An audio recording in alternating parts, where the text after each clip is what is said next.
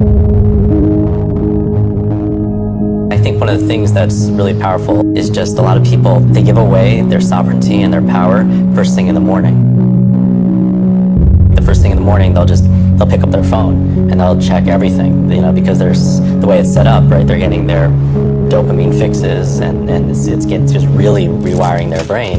So it's training them just to be distracted all the time.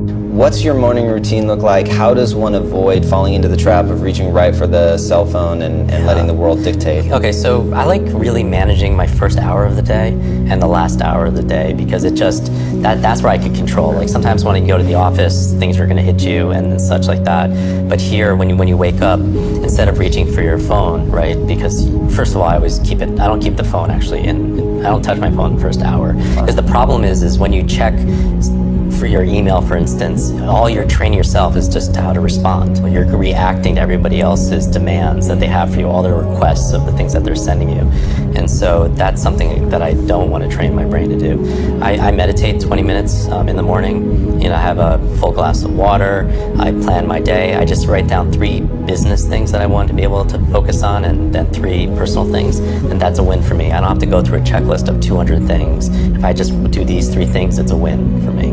You know, even Will Smith, he says, if you know, 2 most important things, just run and read every day. Do something physically and something mentally to be able to keep yourself engaged and active to it. There's so many distractions and there's so many enemies that are out there, and it's literally rewiring our brain. Even social media, the challenges, you know, with these terms like Facebook depression and everything, because What's that?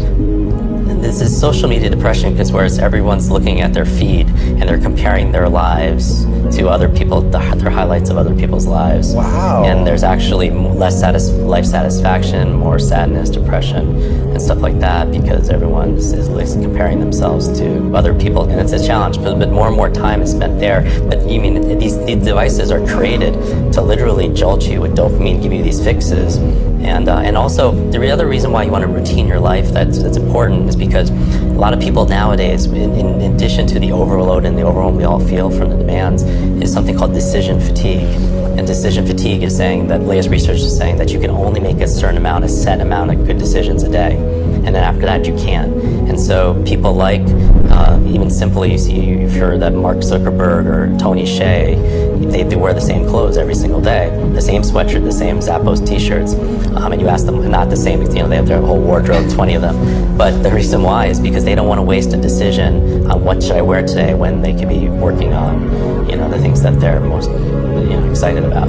I do believe that after a certain amount of focused effort, people suffer from mental fatigue, and that's where they make more mistakes. You know, that's where people become shorter with their temper. That's where the people make less than the best decisions ever, just because of fatigue and exhaustion, because they've been so focused doing certain other activities and such.